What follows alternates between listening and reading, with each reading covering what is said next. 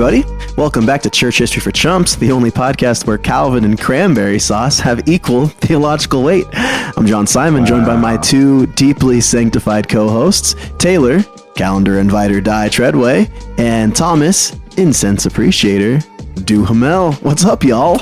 I rebuke that nickname in the name that is all that is sacred. Calendar invites are tools of the Pharisees. Bro, without my Google calendar, I'm but dust. So let's not act like Taylor doesn't schedule his quiet time between shoulders and triceps and eat Greek yogurt. My man's spiritual formation is a bulleted list. Okay, but who actually reads their Bibles with a physical Bible and not like YouVersion app on dark mode at 11:52 so your streak doesn't die? Guilty as charged. I've never felt more seen or attacked. Hey, you know what? God sees your little midnight psalm scroll and says, that's my boy, probably. Yeah, maybe. Unless you're reading the Message and then judgment may linger. Oh, we're going to get so many angry DMs. Eugene Peterson was a prophet. How dare you? He also cooked. Let's be honest. The Message Bible is just what would happen if David had a Tumblr. Okay, well, speaking of prophets, John, were you or were you not going to read the Spotify comment from LM that almost made you cry? Oh, yeah. Hold up. Let me pull it up. Shoot. Let me see. Hold on. Yeah, here it is. LM said, listening to you guys every week makes me feel like I'm hanging out with three weird cousins who love Jesus and also would argue about whether St. Augustine would eat hot Cheetos. That is the highest compliment I have ever received. LM, whoever you are, never leave us. Dude, we should print that out and put it on the fridge. Also, we need a Church History for Chumps fridge. Like, put that on the merch list. Yeah, like church fridge, magnets with our heresy rankings, Pelagius, stay out of the freezer. Origin may be chilling inappropriately. Okay, wait. Here's a question. What ancient church figure would you not let cook at Thanksgiving? Easy. Tertullian. He'd show up in full Roman armor and say, "What hath turkey to do with gravy?" Yeah, he'd yell about the syncretism of stuffing. And yet somehow end up hosting next year. He's the guy who critiques everything, but his sweet potato casserole slaps. Y'all are wrong for this. All right, real talk. Give me your most overrated Thanksgiving food. I need a controversial take here. Mac and cheese. Get out. You're banned. Lost all credibility. Listen, it's just cheese and noodles. It's like a Tuesday night meal with better lighting.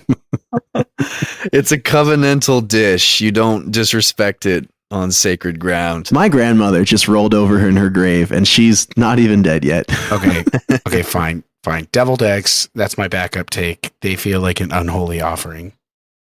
Okay, yeah, those are biblically questionable. Real ones know Jesus multiplied loaves and fish, not sulfuric weird yolks. Wait, what would be the least biblical side dish? Jello salad. Oh, for sure. That thing is from the Book of Lamentations. All right. Last one before we actually start the episode. Which apostle is most likely to bring a store-bought dessert and pretend it's homemade? James the Less. James the Less effort. That man brought an expired pecan pie from the Galilean Walgreens and said, "It's a parable." You won't understand now, but later you will. All right, guys. We're gonna break the facade real quick. I don't know if you noticed this, dear listener, but everything we've been reading was AI. That was painful. That was awful. That was painful. I kind of want to jump off a bridge right now. That was us reading an AI script. Oh my gosh. Yeah, okay. It gave us. It was trying too hard. Yeah. It was trying too hard. I really hope we don't sound like that. Like in some ways, but gosh. Oh, but to just be like, oh, it actually slaps. That's from the Book of Lamentations. I know. So the Tertullian was pretty funny. So the Tertullian you fed it some of our transcripts, John. Is that what you did? I fed it like just like maybe 7 minutes of like text from one of our episodes, and I was like, yeah, write up our intro banter for an episode, and it was like, oh yeah, here you go. And don't like it that. Sucks. I hate it, but it was a great launching point to our conversation today, which is about the church and AI. And now, listener, I have another confession. We've actually still been reading from a script over the past couple. No, we have not.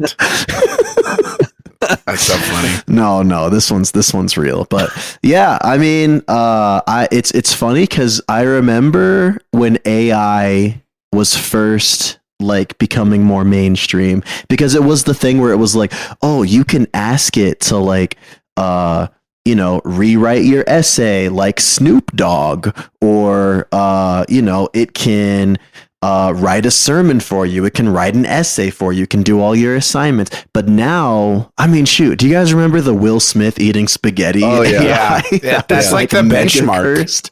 That's like the benchmark for how good AI is.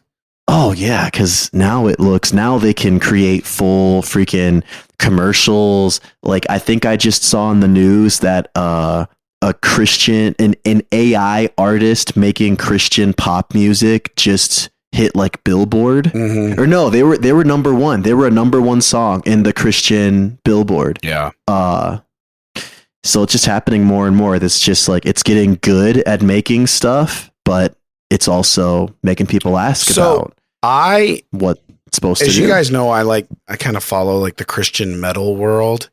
Dude, there is so much AI garbage that's produced that's like Christian metal.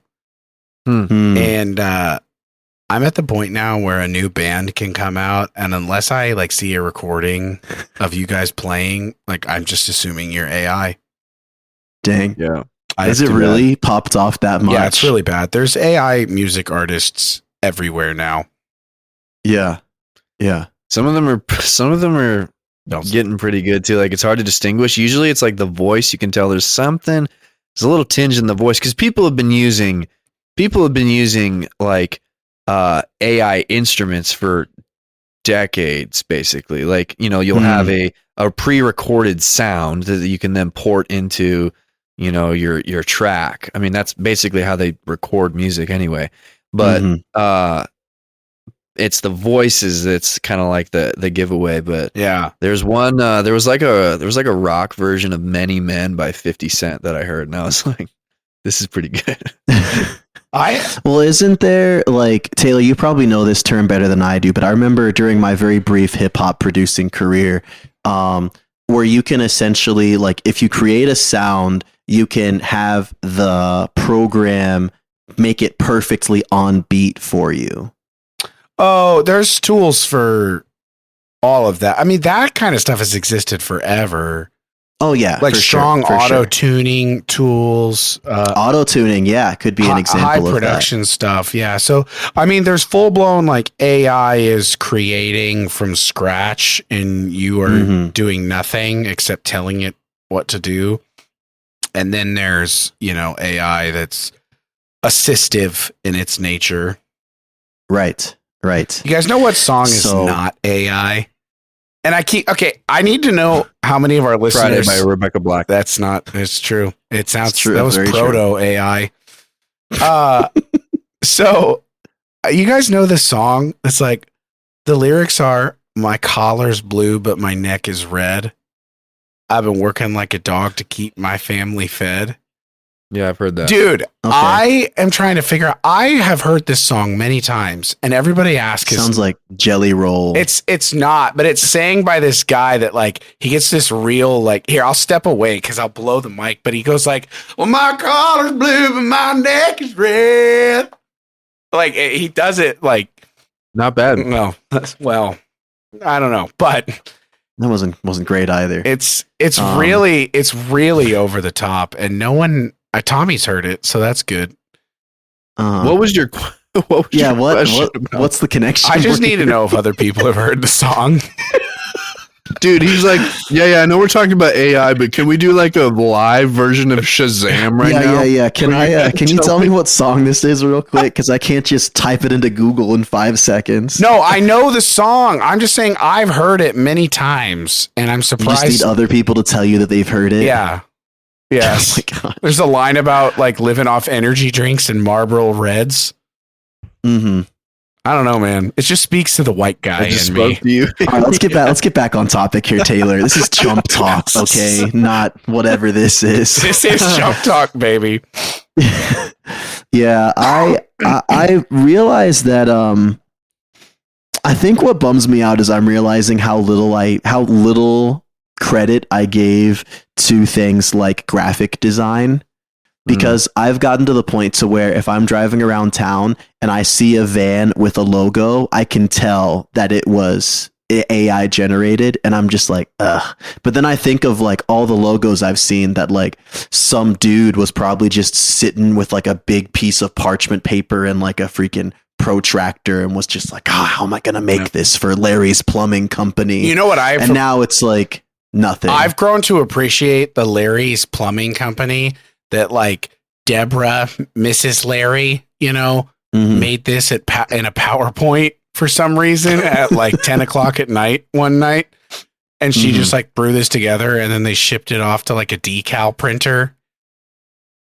Yeah, exactly. I love that. Yeah. I've grown to appreciate that. It was clearly in the family, right? which we love, Yep. But yeah, I mean, and like, I'm on my fantasy football league. All of us have like created AI logos for our teams because all of our teams are very like silly, over the top names and stuff like that. So it's funny to put a visual to it, but it's just like, it's kind of jarring how easy it is to make something that also appears like quality. But now I feel like I'm having this inverse effect of when I see something that I immediately suspect is AI, I actually assume the opposite, which is like, oh, this is actually junk. This is garbage tier because there's no real artistic value in it. It's just, it's an input and an output. I think it's going to make the generation that's growing up right now, so Gen Alpha, I think it's going to make them really resistant to and suspicious of images, period. Dude, I think they're going to be resistant to everything.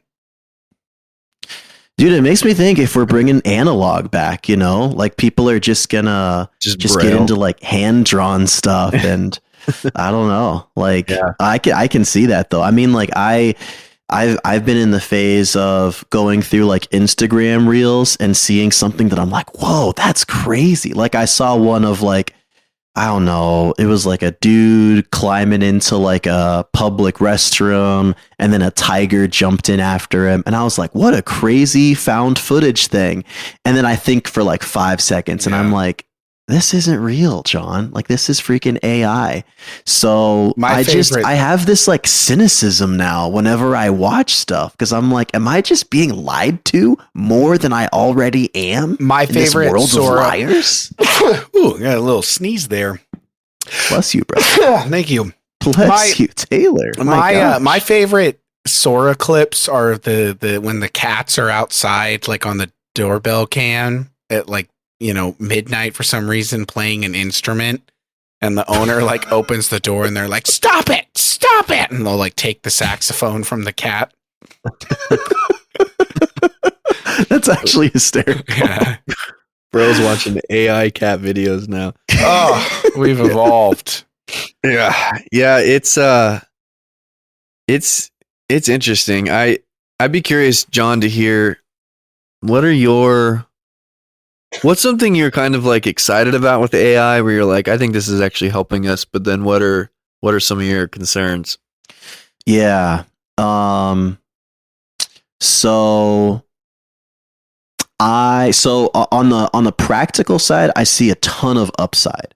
Like, I have a good friend who's a pharmacist, and she has an AI program at work that can basically allow her to condense a ton of research and studies behind the types of like medicines that she's like. If someone asks like, hey, I have this question, can I take these two medications together, yada yada, like she basically has AI that allows her to search through and get really brief, succinct, and informed answers back. Which I think is huge. Like, I have another good buddy who's essentially like a physical therapist, and it's the same thing. He can get really good researched back information, very like well condensed, and in a way that he can interpret it as an expert and then relay that to the person that he's serving. It's like, I think in that way, that's awesome. What concerns me is like, I mean, literally, dude, if we can put, I don't know, a page and a half of audio from our podcast and have it give us 3 minutes of what we see as garbage, but what our listeners might have been like, why are they talking like that? Even though all those words sound correct and reasonable for them. Like, dude, anybody could, like, if you're a pastor who's been preaching for a year, you can plug 5 sermons into ChatGPT and say, hey, write a sermon for me about Ephesians chapter 1, verses 1 through 4. And it'll do it. Yeah. And someone could easily put that together. It does a good job. Yes. Like, I mean, and that defines how you call what you call good, but it will be like, accurate. Like, it's tight.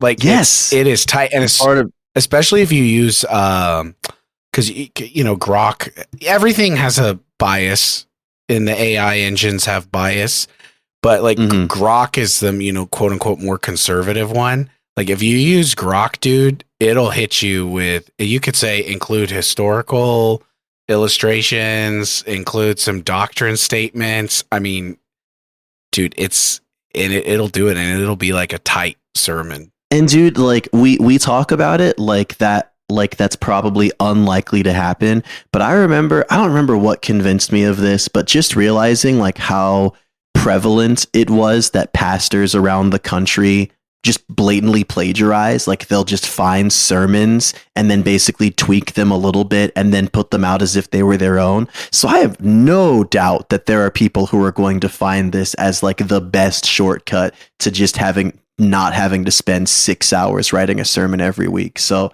things like that I find really problematic. Like, the nature of how we present things like art and writing. I mean, I have a friend who works at ABC who was affected by the writers' strike that was happening in Hollywood last year, because writers were very concerned about how networks and these companies were going to start using AI to do screenwriting for them. So I don't know, like, in some ways, if you're using AI, like 100 people at a typewriter just making research really easy, that's beautiful. If a lawyer can put 100 pages of law documents into AI and then get a condensed form that allows them to do a better job at representing their person, that's awesome. But it creates a lot of shortcuts that I also feel could be harmful for folks. But that's my thought. What do you guys think? I think that specifically in the area of the church, it's just going to create even more of a dividing line between, I think, what I would consider to be like craft pastoral ministry and then just kind of like fluff pastoral ministry. Like what kind of guys is sitting down on Saturday night and asking Grok to crank out a sermon for him? Like, what have you done to your soul before that to get to the point where like you're okay with doing that? And there's a difference. Like, I think we all know that there's like a tipping point where this becomes inappropriate. Like, I've used Logos Bible software for years for sermon study, and like Logos has a feature called Passage Guide, where I could type in, John 1 verse, 7 through 10 or whatever, and it's going to compile every resource that I have in my it's going to, every resource that I have in my Bible software, every commentary, everything I've ever written on those verses, every like cross-reference, whatever, it's going to put it all in a summary for me. That's AI. Like we've had that for a long time.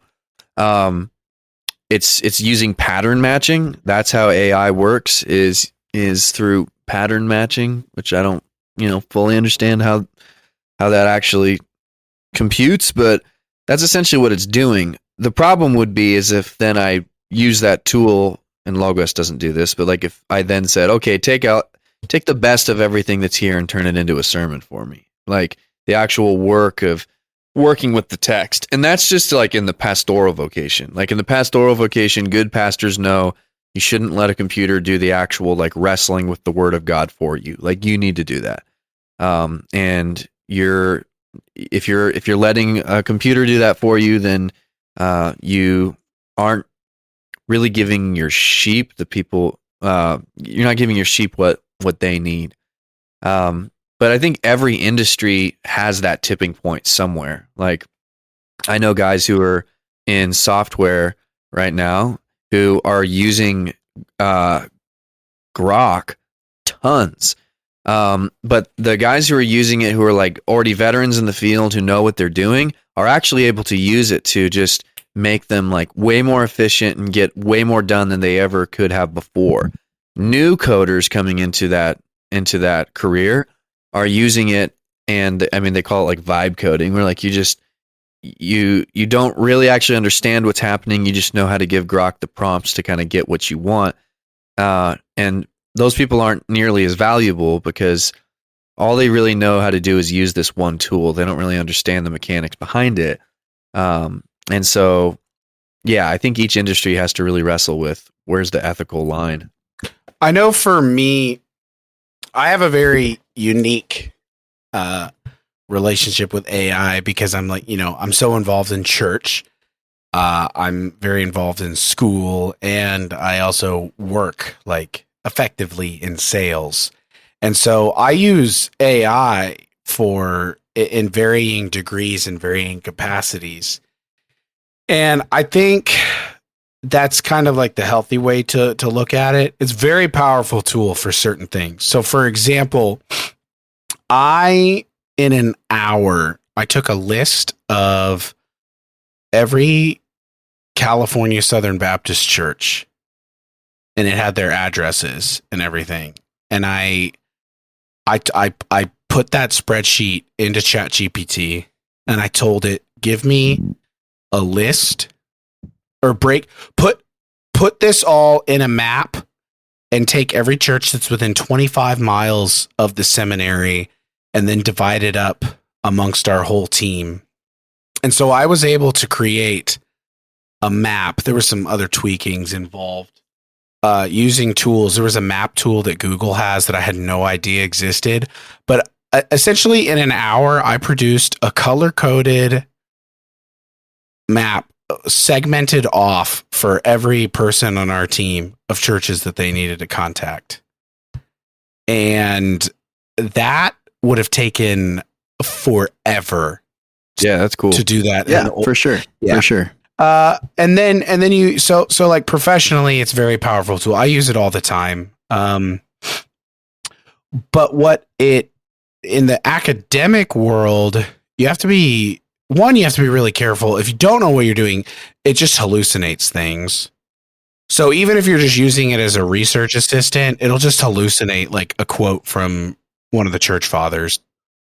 Well, it seems like the more your industry is like in the field of like you're valued for how you think and how you're able to process information that you receive. So like a professor working in academics is in that category.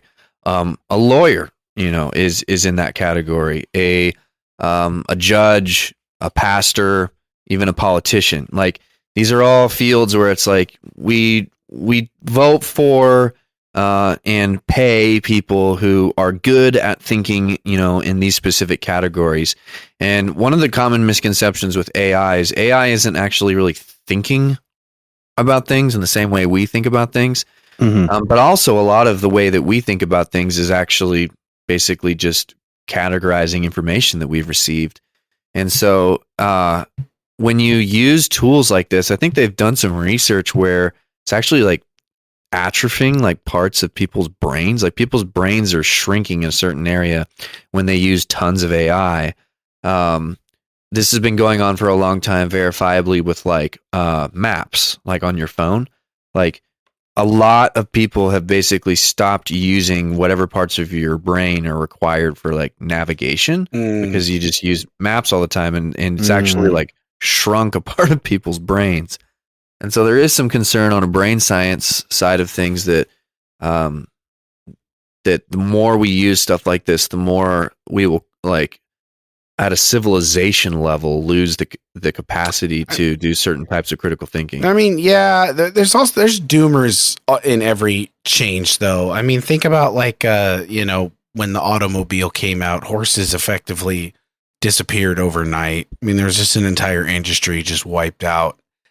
So we want to be careful not to be doomers about it.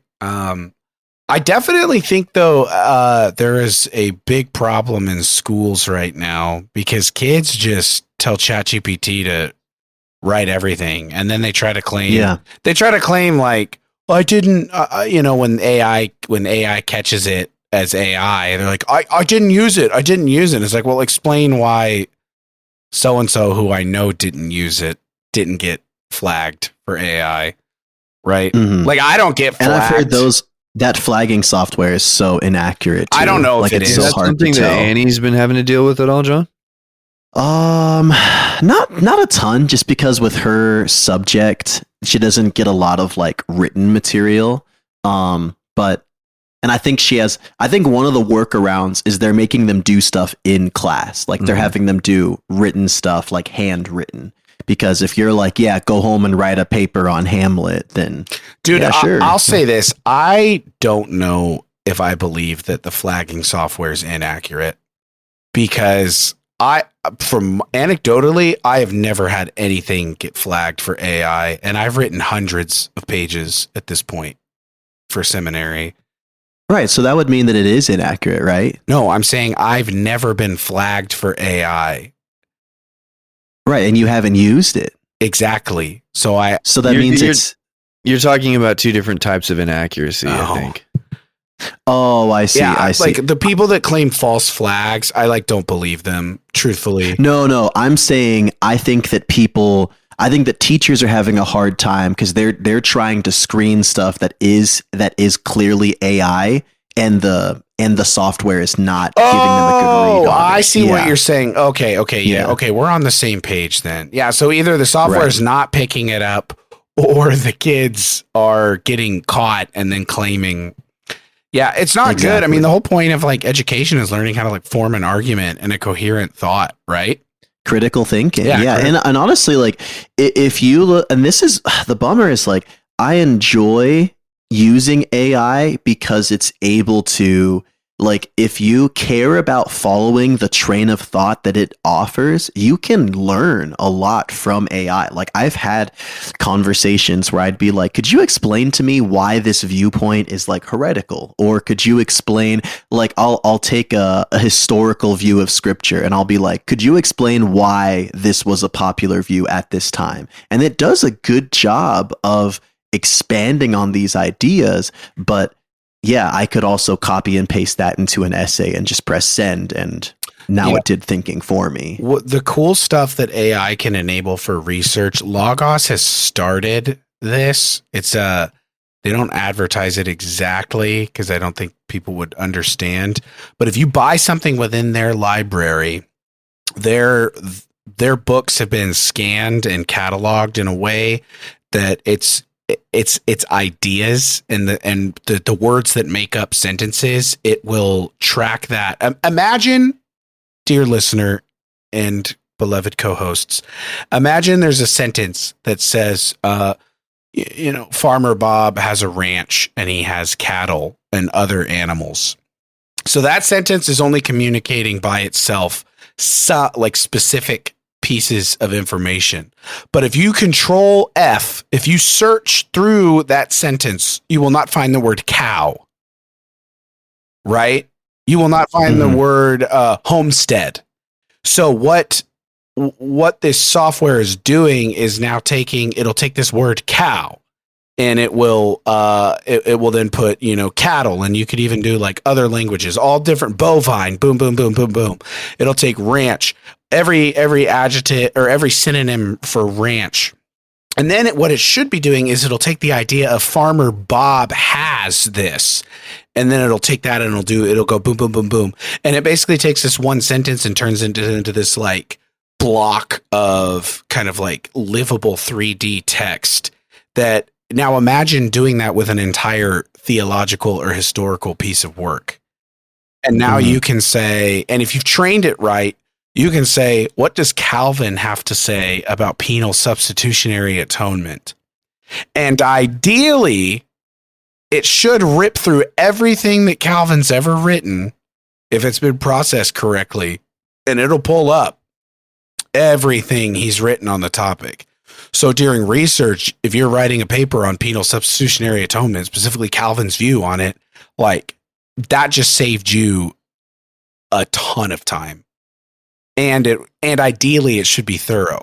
So in the academic world, there's some very cool stuff that can happen with AI if you use it correctly, but you cannot have it form your arguments. Like that's the absolute biggest no-no in the world. Yeah. And you have to treat it with an air of, with a margin for error. Like you have to assume, because that's the whole thing. It's like there's so much fluff in ChatGPT, and there is a ton of confirmation bias too, people have found. So it's not like even the time that I have research, if I ever go to ChatGPT for an answer, I'm always going to cross-reference that answer to get another source. Or I'll usually be like, give me sources for this so I can investigate it myself. Because, yeah, ChatGPT's fed me some really bad information. You cannot. I mean, I know we don't do it, but I think, somebody in our realm doing history research, you can't trust anything that it says. Yeah. If it tells you Athanasius said something, like, unfortunately, you can't. You have to go read it for yourself. And it can be helpful for like, the way that they will list the sources. So you can, as long as it's listing sources, then that's the way to use it as a research tool. So like, did Athanasius ever say something about this? Yes. Okay. Well, show me where, and then you can go to the source website that's got it, cited properly. So it can be, basically it's like using Google. It's like a more advanced way of Googling something. The problem in like the academic world and even in our world right now is that we get into some really specific stuff, and it's just not, the information is not there yet. It's not been, whether these old pieces have been OCR'd properly. And kind of that's when you scan a page of text that was written or printed, and then it becomes digital. So stuff just might not live on the internet. And I think even for last episode on St. Boniface, I think, Tommy, you pulling from Willibald, which is ultimately a fairly well-known source, right? In the grand scheme of history, Willibald's account of St. Boniface, I don't think that would be in ChatGPT's ecosystem, at least not fully. I'd be surprised if it wasn't, honestly. I feel like it pretty, because that's the thing, dude. Like ChatGPT pulls all of any free or like uncopyrighted resource that exists is what it's pulling from. So yeah, if it's on New Advent, it's gonna be ripped into ChatGPT. Yes, but I don't know if the life of Saint Boniface is like been OCR'd. If it's like openly I'll pull it up PDF'd live. I'm and stuff. typing into ChatGPT right now. Where's the original story of Saint Boniface chopping down the tree? Found. Let's see if it gives it to me. For once, we're like glad to hear his click clacking on the keyboard. Okay, it's got Willibald's Life of Saint Boniface. Let me see if it says what page is it on. Yeah, you can try that. Yeah.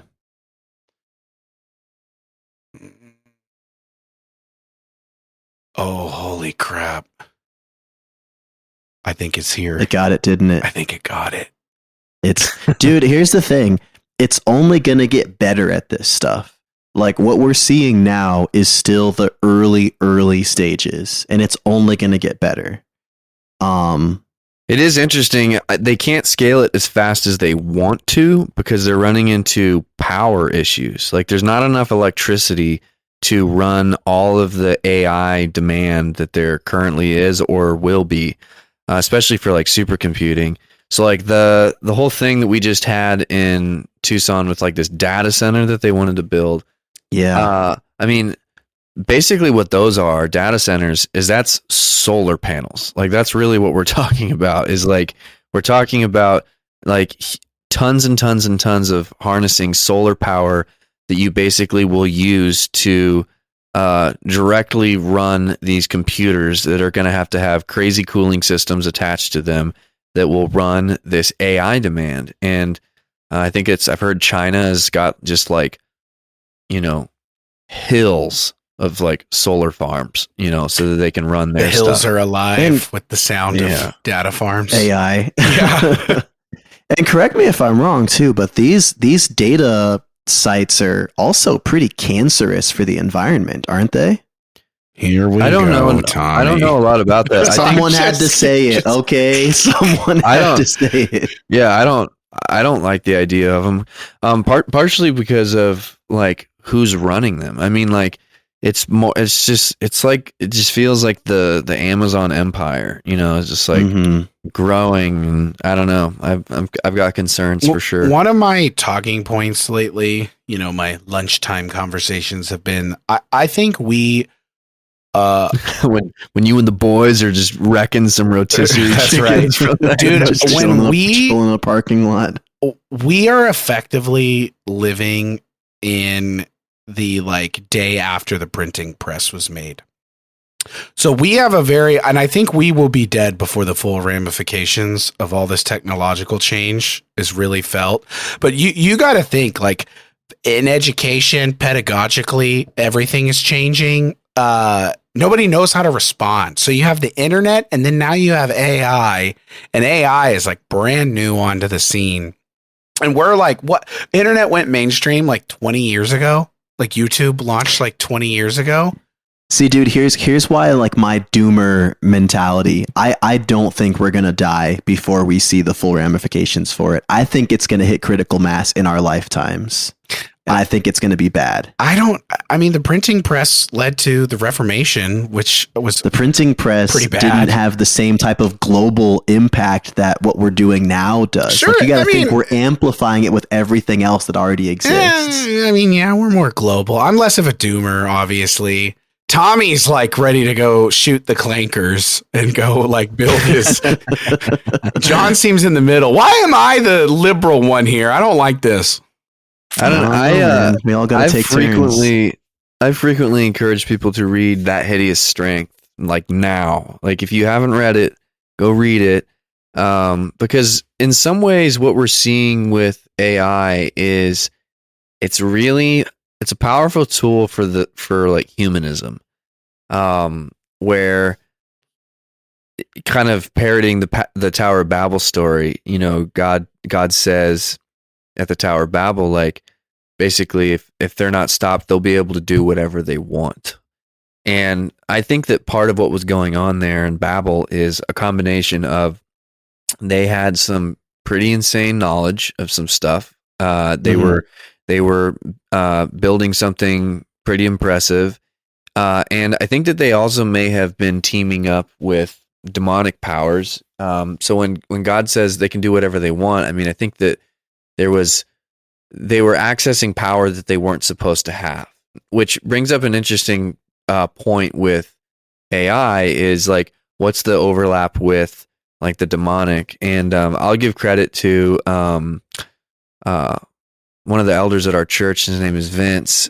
He's got a lot of good reflections on this, and he was just talking to me about this topic where it's like there's nothing inherently demonic about how it's working. It's pattern matching. That's how the system works.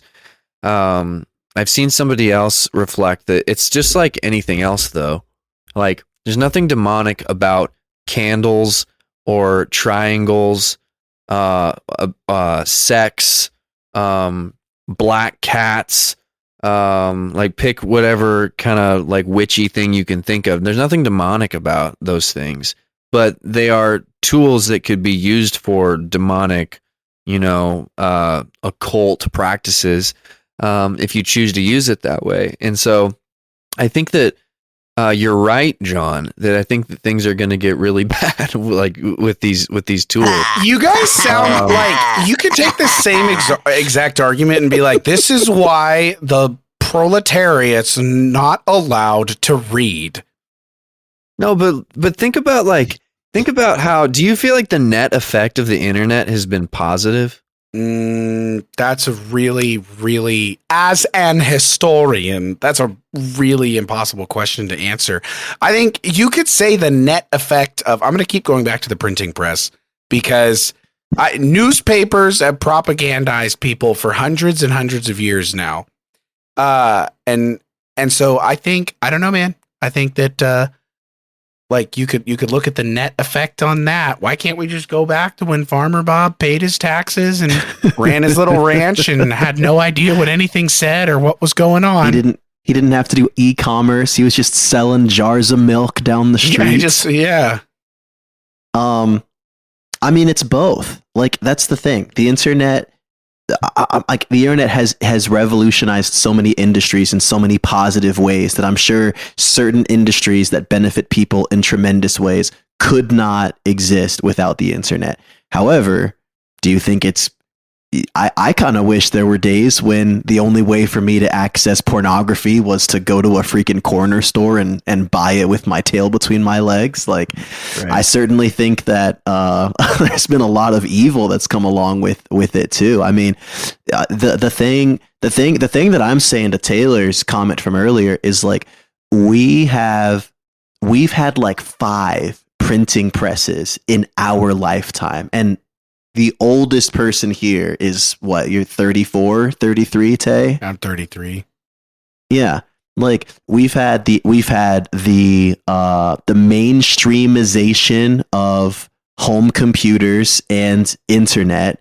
We've had social media, and now we're having AI. Like we've had freaking Gutenberg after Gutenberg, bro. I would say it's all related. Hyper condensed time period. It's all related. Yeah, dude. Okay, look, we are on the verge of, I would say, probably the largest paradigm shift that humanity has ever encountered. Like, I'll give you that. I mean, we're on the verge of, like, I love that you mentioned Tower of Babel, because all the Legos have been dumped out on the floor. I mean, it's a mess. I'm talking like, Tommy, your kids have Legos?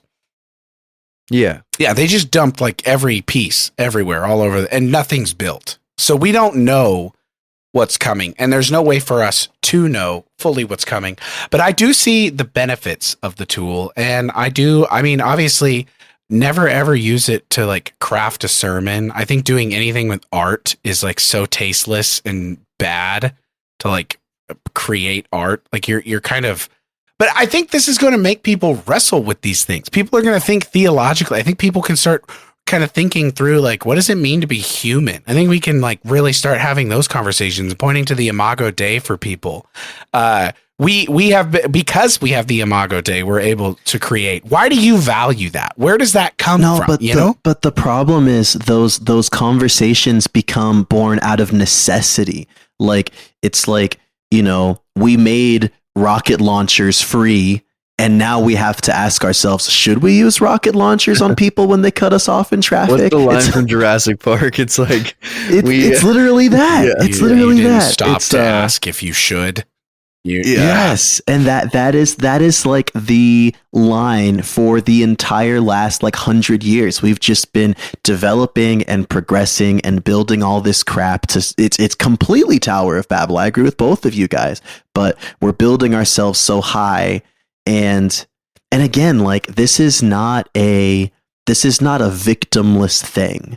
Like even the the equipment that we're recording on was probably put together in some crappy sweatshop with, people who are being taken advantage of by systems that they live in. Like, there's so much happening. And with all of the growth and glory, there's always someone smaller who's getting stepped on for that to happen. Right. Sin affects everything in our but as Christians, we should be shining a light on sin.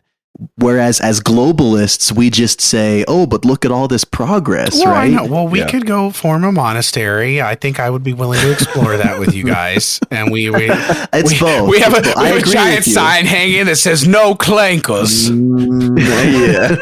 No AI allowed. Yeah, no clankers here. It's both. It's complicated, man. I think we all agree. It's. Because one thing I think all three of us admitted during this conversation is that we're using AI to at least some degree. I'm certainly not abstaining from it. Well, it'd be kind of like to not use AI would be kind of like saying like I don't use the internet. Like you are using AI. I think really what a lot of people are talking about when they say AI is chatbots. That's what we haven't even talked about that. Look, yes, and there's people. Yeah, that's gonna ruin some stuff, dude. Yes. You're gonna have to talk to the lonely guys at your church and tell them why it's not okay to be talking to Stacy Bot at 11 p.m.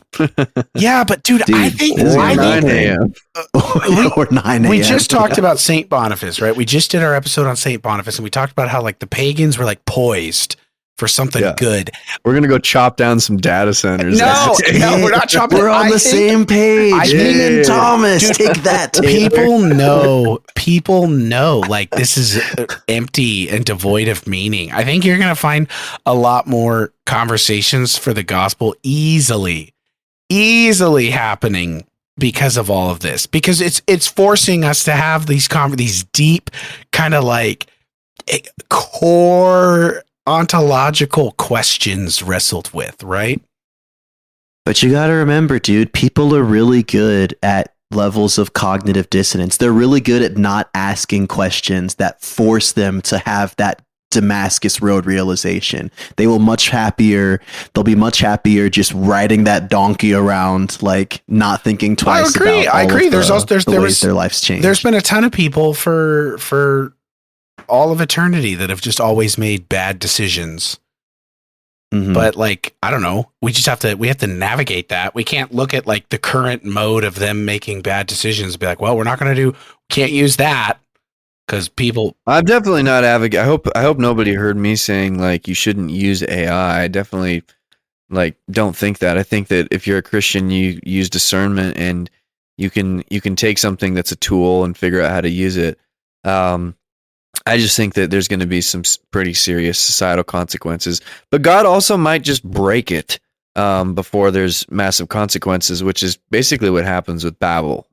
Before crap hits the fan, he just kind of in a kind of like a funny way makes it go away. Which who knows? Our librarian, who I hope to be my future doctoral advisor, he's pretty on the up and up with AI, and he actually thinks it's so unsustainable. Kind of what you guys were talking about. I think it is. Like the energy. Yeah, the energy. He's like, it's so unsustainable. They can't make money off of it, so it's going to not exist in its current capacity. The bubble's gonna pop. Yeah, that's what I hear a lot of. What I took away from this is Tommy's the worst post-millennial I've ever met. I'm just saying AI is not going to work, man. I'm not saying that doomsday's coming. I don't know, man. You don't think that this is the millennial kingdom being ushered in? I had a post-millennial sermon today where I warned people against triumphalism and apathy. So I am a pretty bad post-millennial. That's solid, actually. Taylor's just embarrassed to admit that he has a side business making pro-Israel graphics that he sells to Facebook groups. He's on Fiverr just making just like the most brain rot Israel stuff out there. I know. Yeah. Selling it to somebody's grandma in Kansas. Dude, Brandy and I saw a billboard. How dare you? We saw a billboard Taylor. Driving back from from Arizona. We saw a billboard on the side of the road that said, imagine not coming home from a music festival, and it was jewmatter.com. Okay. Oh, I had to think about what that was referencing, but yeah, that's right. The whole October thing. Yeah. I'm sorry. I wasn't laughing at the festival massacre. Thomas I was laughing at jewmatter.com. Don't go to that website. LM's already typed it in Google. Guys, I have this patient that I see weekly. She is very, very dear to my heart, and she has dementia. She lives by herself, so I try to check on her as often as I can. And she's a very sweet lady, very confused. She talks about, she has a lot of biblical rhetoric when she talks. Like she'll like talk about things and, oh, well, this is God's plan, this is not God's plan. And sometimes it's really sweet and sensible, and sometimes it's like we have to cry sometimes because Jesus cried when his camel died. And I'm like, what are you talking about? But she's a very fun lady to talk to. She has a YouTube channel that she watches where it's a dog that they have used AI to make it look like the dog is talking, and then they've plugged in audio clips of like little girls talking to like and so these videos are literally like the owner will be like, hey, what are you doing there? What are you doing in the kitchen? And then the dog will be like, I'm just going to make a sandwich. And this lady's just like, just laughing her head off. And she's like, isn't this so funny? And I'm like, this is giving me lung cancer. This is terrible. I don't like this at all. Dude, I've seen people that I love who are elderly get one-shotted by this stuff. Like, oh, brother. Yeah. It's bad. Like my favorite one is somebody that I love who is elderly shared something after, I forget, it might have been the flooding in North Carolina. Mm-hmm. And it was these very obviously AI images of like Fox News hosts and stuff like paddling boats, out in the flood, like rescuing people. And like the person who shared this is like, I didn't see Andrew Cuomo out there doing this. And I'm like, that's right. Oh no. Amen. Oh, amen. It was just like Dolly Parton and Tucker Carlson just like rescuing people in paddle boats. Brandy corrected me, by the way. It's Jew belong. Jew belong. Okay, that's good. Look, there's negative sides. People need to be trained to basically, old people especially, just probably need to have all phones taken away from them. But yeah, I don't know, man. I think yeah, good and bad is going to come from it. I think a lot of good though. Yeah, I think good will come naturally because again, we're humans. The thing is, we don't know how deep is too deep to sell our souls in order to achieve good. So I know we'll get good. My worries is how much deeper in the grave we're going to get there.